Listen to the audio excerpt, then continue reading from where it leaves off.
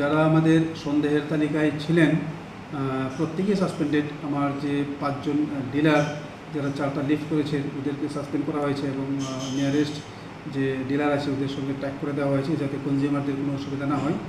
আমাদের যে store keeper ছিলেন প্রণয় মাসা, উনি সাসপেন্ডেড। গুণরাম মরসুম অলরেডি সাসপেন্ডেড।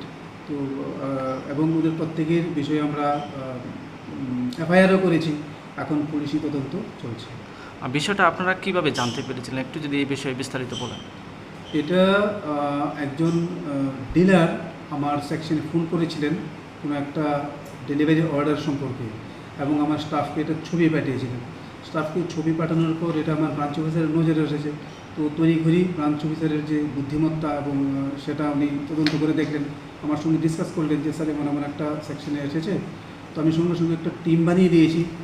ব্রাঞ্চ অফিসার যিনি ছিলেন ওনাকে টিম লিডারে বানিয়ে, তো টিম তদন্ত করে দেখলেন যে এখানে এমন একটা ব্যাপার আছে যে 145 MT চাল সেটা ডুপ্লিকেট বা ফলস ডেলিভারি অর্ডার দিয়ে লিফট করা হয়েছে।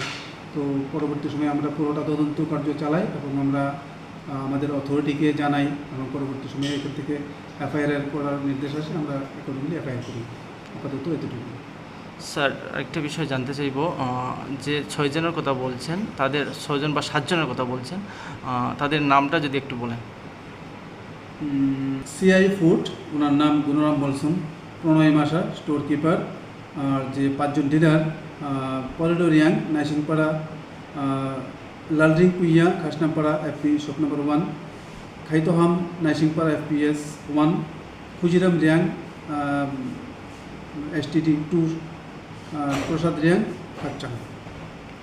স্যার, আরেকটা বিষয় জানতে চাইব, এই যে জালিয়াতির কর্মকাণ্ডটি সম্ভবত কদিন থেকে চলছিল, এ বিষয়ে কি আপনাদের কোনো জানা রয়েছে? আমরা তো যে এনকোয়ারিটা আমাদের হয়েছে সেটাতে আমরা জানতে পারলাম যে বিগত প্রায় 8-9 মাস ধরে এরকম তারা করছে, যেটা পুরোটা হিডেন ছিল এবং পুরোটা প্রক্রিয়ার সঙ্গে আমাদের অফিসের যে রেকর্ড সেটা মানে অফিস রেকর্ডের কোনো লিঙ্ক নেই। ওনারা সেটা বাইরেই করেছেন এবং যেটা অফিসের রেকর্ডের মধ্যে নথিভুক্ত নেই। ঠিক আছে, ধন্যবাদ।